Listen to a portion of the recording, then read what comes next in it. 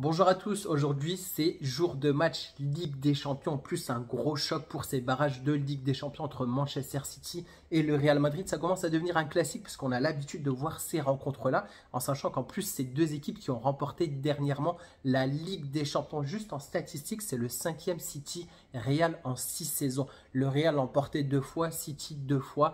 Et la dernière rencontre, c'était une victoire du Real Madrid. C'était parti jusqu'au tir au but, en sachant que le Real a ensuite été jusqu'au bout de cette compétition et a remporté cette Ligue des Champions. Donc dans cette vidéo, on va revenir sur les conférences de presse côté Real Madrid, côté Manchester City. C'est Rodrigo qui a accompagné Carlo Ancelotti. On va parler un peu statistiques, la liste des convoqués, la compo probable et je vous donnerai aussi mon pronostic en fin de vidéo. Donc du côté de City, équipe redoutable, grand entraîneur, des grands joueurs, mais ils peinent un peu aussi en première ligue. Ils sont classés 5e. Donc, c'est pas habituel pour une grande équipe comme City.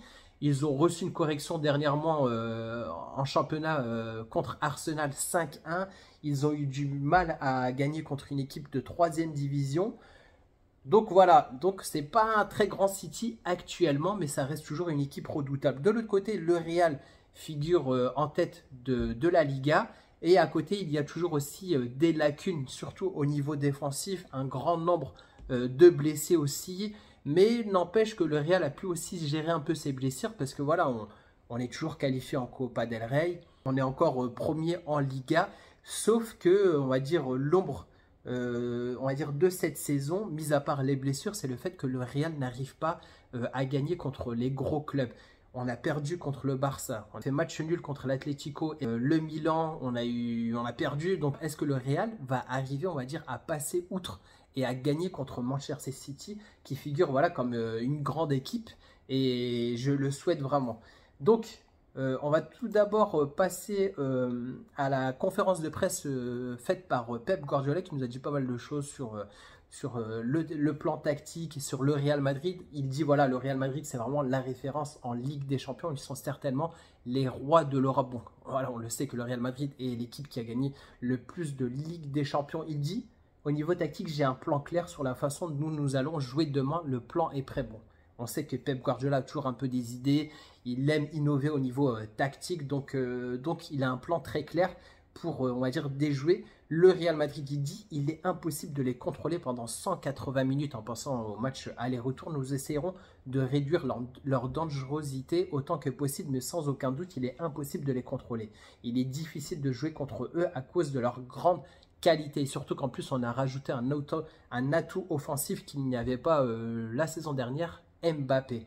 Donc, on lui pose aussi la question sur Federico Valverde et le fait que Lucas Vazquez, pour ceux qui ont loupé ma dernière vidéo, Lucas Vazquez est blessé. Il sera absent plusieurs semaines, j'en reviens juste après. Et il dit, je ne sais pas si Valverde jouera comme arrière droit, mais il a le talent et peut jouer à ce poste-là, puisque forcément, on pense à Federico Valverde pour pouvoir remplacer Lucas Vazquez. Il nous dit aussi quelques mots sur Raúl Anceso. Il dit juste voilà, qu'il a été très bon. En tout cas, il regarde les matchs du Real Madrid.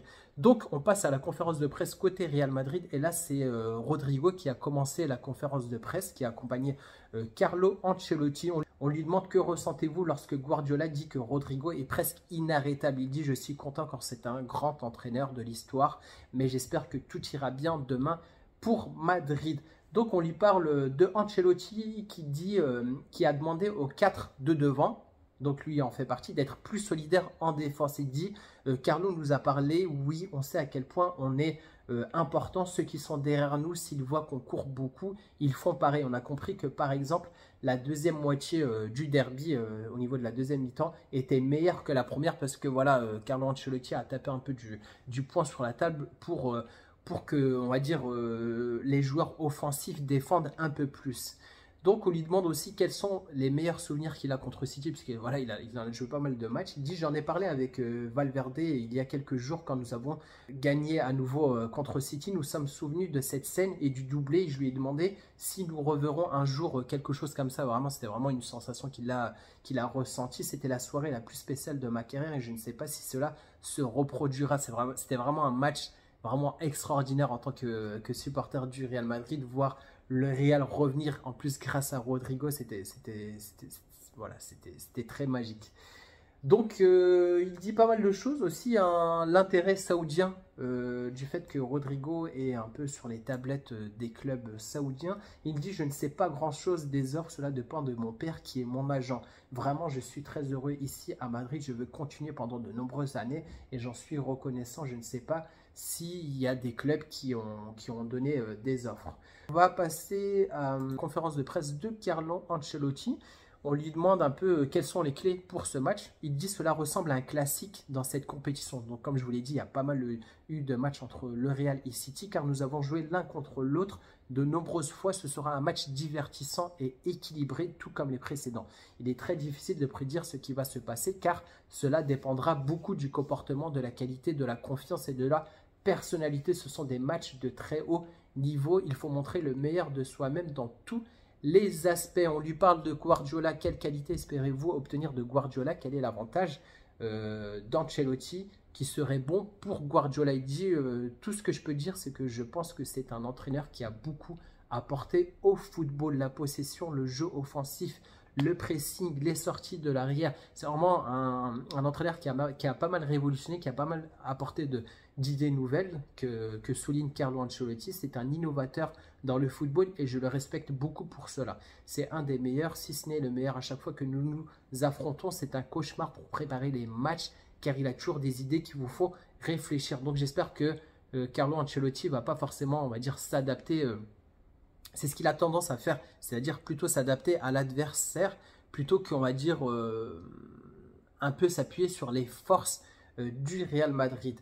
Donc on lui parle un peu de Vinicius aussi, on lui demande comment il peut analyser la saison de Vinicius. Il dit qu'il a été très bon compte tenu du fait qu'il a eu 2 blessures et qu'ils ne lui ont pas remis de continuer. Il a marqué 17 buts, fait de nombreuses passes décisives, a été très décisif dans de nombreux matchs, tout cela malgré les blessures. Donc voilà, il souligne pas mal que si on a eu un Vinicius un peu en deçà de son niveau, c'était lié aux blessures, mais que malgré ces blessures, il a quand même pu montrer son plus haut niveau. Donc là, on passe à la liste des convoqués. Donc dans les cages, on a Courtois, Lunin, Sergio, Mestre. En défense, c'est là où voilà, on a très peu de joueurs. On a Valero, Fran Garcia, Ferland Mendy. Et là, on a 3 joueurs de la Castilla: Jacobo, Raúl Asensio et Lorenzo. Ensuite, au milieu de terrain, on a Bellingham, Camavinga, Valverde, Modric, Tchouaméni, qui sera forcément en défense centrale, Arda Güler, Dani Ceballos et Schema. Et ensuite, en attaque, Vini, Mbappé, Rodrigo, Hendrik, Brahim et Gonzalo, qui nous a offert, on va dire, la qualification en Copa del Rey. Donc, comme je vous l'ai dit, Lucas Vazquez est absent. Il s'est blessé et il sera indisponible pendant 2 à 3 semaines. Donc, on ne le retrouvera pas pendant cette double confrontation contre City. Il ratera aussi le match contre Osasuna en Liga, un match aussi contre Girona à domicile et sûrement la demi-finale aller de la Copa del Rey. Donc là, je vais vous montrer 2 compos probables. Enfin, je vais vous montrer la compo probable de Relevo tout d'abord. Et il y a un petit changement qu'annonce Marca. Donc, on va regarder cela ensemble. Donc, dans les cages, il y a Courtois. Donc là, il n'y a pas de débat. En défense centrale, Asensio, Tchouaméni. Donc Asensio, Tchouaméni, un duo qui a quand même donné satisfaction au staff. En même temps, on n'a pas trop le choix. Mais comme je vous le disais lors de ma dernière vidéo, je trouve que Asensio est quand même leader dans cette défense centrale. On le voit vraiment diriger un peu cette défense. Il est vraiment comme un patron, comme un joueur qui est très à l'aise. Et c'est vraiment un bon joueur de complémentarité, que ce soit avec Tchouaméni ou avec Rudiger, comme il a pu jouer auparavant. Donc Fran Garcia à gauche et Federico Valverde qui va venir pallier à cette absence d'où Lucas Vazquez, en sachant qu'à chaque fois qu'il a joué arrière droit, moi je le trouvais très bon. Et même s'il n'y avait pas eu la blessure de Lucas Vazquez, franchement j'aurais quand même plutôt opté pour Valverde qui donne, on va dire, plus de sérénité et de confiance dans cette défense du Real Madrid. Et là où la compo change, c'est que je ne vais pas vous montrer la compo de Marca, mais en fait, il y a juste un joueur qui change. Ils annoncent plutôt Mendy que Fran Garcia. Donc moi, je pense que je mettrai quand même Fran Garcia parce que par rapport au dernier match qu'il a fait, il a vraiment démontré franchement qu'il pouvait être titulaire au Real Madrid. Enfin, titulaire, c'est pas un joueur, on va dire, extraordinaire à ce poste derrière gauche. Mais face à Mendy, on va dire qu'il a gagné pas mal de points. Et franchement, j'aimerais récompenser un peu ces efforts qu'il a fait et pouvoir l'aligner en tant que titulaire. Donc, au milieu de terrain, ils mettent Bellingham, Ceballos et Camavinga. C'est la même compo que pour Marca. Donc, on imagine que Camavinga, il a joué aussi les dernières minutes contre l'Atlético. Je pense qu'il devrait être apte à jouer contre City. En sachant que si Camavinga n'est pas apte, on peut imaginer Modric ou Arda Güler jouer à la place de Camavinga. Mais je pense que Camavinga est quand même à 100% apte pour pouvoir jouer et je veux vraiment le voir contre City. Et je pense que voilà, il amène un peu plus de garantie que Modric. Même Modric, il fait quand même, voilà, il a fait quand même des belles entrées, des bons matchs. Il a marqué aussi récemment. Mais je pense que Camavinga, voilà, c'est quand même l'avenir du Real Madrid. Il faut vraiment l'installer en tant que titulaire. Ceballos titulaire aussi, puisque voilà, il est récompensé par rapport au dernier match qu'il a fait, au dernier bon match qu'il a fait. Bellingham titulaire indiscutable. Et en attaque, on retrouvera Vinicius, Mbappé et Rodrigo. À savoir qu'il y a plusieurs joueurs qui sont sous la menace d'une suspension. À savoir que Tchouaméni, s'il reçoit un carton jaune, il manquera le match retour à Bernabeu. Donc s'il prend un jaune, on n'aura plus du tout de défenseur central. C'est-à-dire qu'il faudra soit accélérer le retour de Rudiger, ce que je doute fort, puisqu'on ne voudra pas aussi provoquer, on va dire, une blessure à nouveau de Rudiger. Donc je pense que si jamais, enfin, il faudra faire très attention que Tchouaméni ne prenne pas de carton jaune. Ça va être vraiment la clé du match aussi pour pouvoir, on va dire, être un peu plus serein au match retour. Et sinon, on va avoir une défense centrale à Bernabeu avec du Asensio et Jacobo. Il se peut. Hein. Ou à part si Ancelotti décide de mettre Mendy dans ce poste de défenseur central ou peut-être Valverde. Mais en tout cas, voilà, on ne pense pas forcément à ça. Mais en tout cas, il faudra faire très attention à cela. Donc,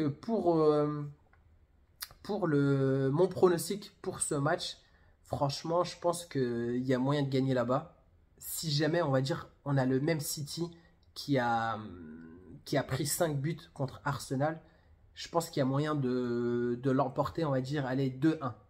2-1, je vois bien City quand même marqué, parce qu'on a vraiment une défense qui est assez fébrile.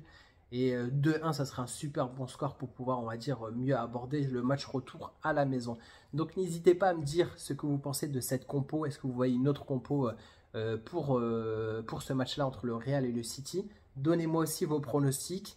Et voilà, en tout cas, je vous dis bon match. Et on se retrouvera bientôt pour une prochaine vidéo. Ciao!